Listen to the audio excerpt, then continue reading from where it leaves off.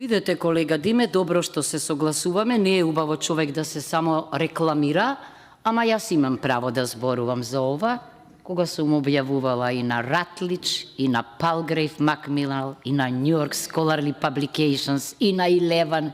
Тоа се најпознатите во областа, во мојата струка на политички науки и право. Мора да правиме разлика меѓу, значи, дисперзирани студии, бидејќи тогаш професори од правен факултет одат некаде, а тие зад себе имаат и трудови, и статус, докажани се, и на отварање на, реков, нови фабрики, во кои што преку ноќ луѓево стануваат доктори и професори. Кога велам вие, од што тргнувам?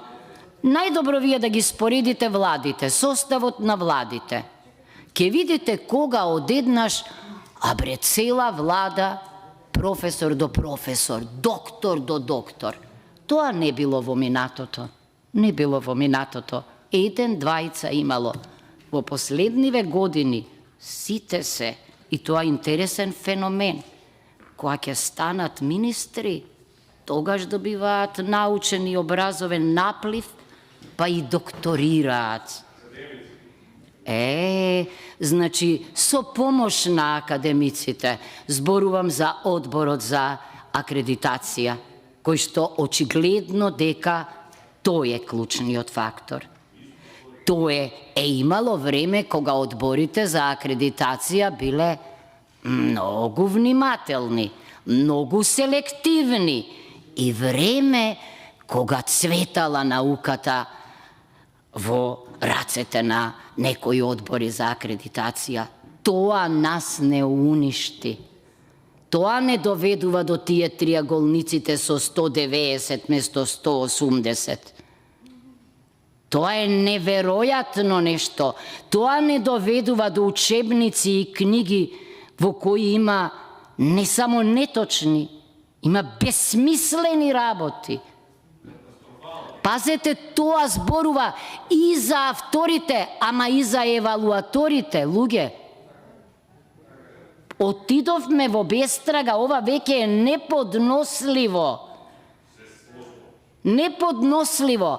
Во Македонија, одговорно тврдам, се одвива процес на дебилизација. Навредливо е. Значи, не на пат на критериумите. Затоа, најодговорна за тоа е една влада. Како зборувавме овде, ако сакаш да унистиш една држава, уништи го образованието. Ние ги бркаме, односно тие најдобрите не може да ги гледат, не може да ги гледаат, оти тогаш се гледаат себе си. Значи, ако сакаме да го задржиме најдоброто, најкомпетитивното, најевропското, овде треба да вложиме во образованието, во науката. Тоа е најдобрата инвестиција. Не е така. Ајде, имаше декларација, имаше и од МАНУ, имаше и од голема група на професори. Како да направиме нешто да го подигнеме? Не велам, еве, на 1%, ама од ова 0,0 не смее да биде 0,0, значи нема образование и нема наука. Па тоа е основната задача за длабоката реформа која мораме да ја направиме.